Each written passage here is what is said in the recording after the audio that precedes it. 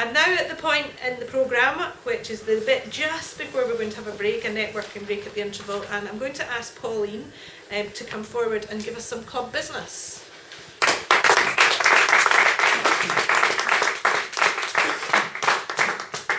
Good evening everyone, and I'd like to extend an ostentatious welcome to everyone here this evening. Thank you ever so much, all of you, for coming along, both the Toastmasters that have come along to support us on our first evening, and of course to our guests. Thank you for coming along, and I hope that you are enjoying this evening. Sheila spoke briefly about the fact that we need 20 members to charter. Toastmasters has a requirement before we can become an official Toastmasters club, and they ask us to have 20 members. The reason for this is because that is, they feel, an ideal number for running meetings, having all the roles filled, so that we can all give each other feedback. If there's only a few members, then you're not going to get as much input, and you're not going to get as much opportunities to learn from each other and to give each other feedback. So our objective is to try and get 20 members signed up, hopefully by the end of June, which is the end of the Toastmasters year. So all of you here tonight, if you know anyone else that you think might be interested, I'd like you to let them know what you think of Toastmasters and encourage them either to come to this club, or as Sheila mentioned, there's clubs all across central Scotland. If you go onto Toastmasters website, you can find out about them, and we've got brochures that anyone who hasn't got can take away that's also got more information.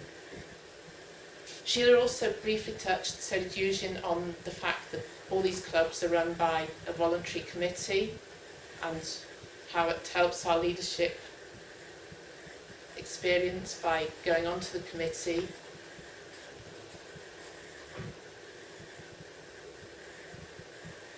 I'm being waved at by someone, but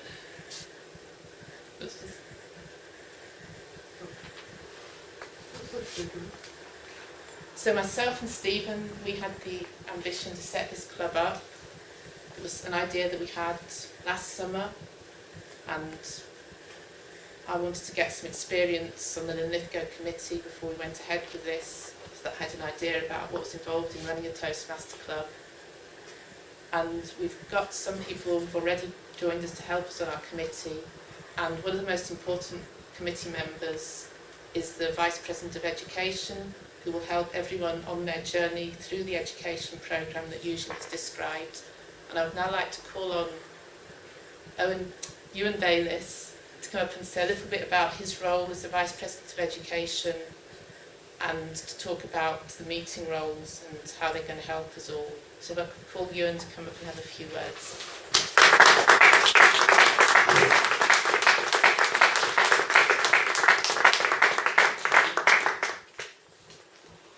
Good evening, ladies and gentlemen, fellow Toastmasters and most welcome guests. I've taken on the role within this club as VP Education. Now, what does VP Education do? In a way, the title describes it. My role is to help people to advance, grow, and to challenge themselves within the Toastmasters organisation. Many years ago, well, not many years ago, a couple of years ago, when I was a member of a different club, we had a member there who used to say, you get in, what you put in, you get out. And with Toastmasters, that's especially true. Because as far as I'm aware, it's the only organisation where you are actively encouraged to do the things you're not very good at and that you're scared of. In most organisations, before you get to do a role, you have to prove that you're competent enough to do it. But with Toastmasters, we actively welcome people to take on roles where they're a bit unsure, they're a bit nervous, or they're downright scared stiff of doing them, because the support is there that they will need to be able to carry out those roles. So during this break, I'm going to be at the back with a form, and what I'd ask people to do is to sign up to do roles. If you're a member of the club, or if you're a member of any other club, you're welcome to take on a role. If you're not yet a member of the club, I would encourage you to join up and sign up and get involved straight away. Thank you.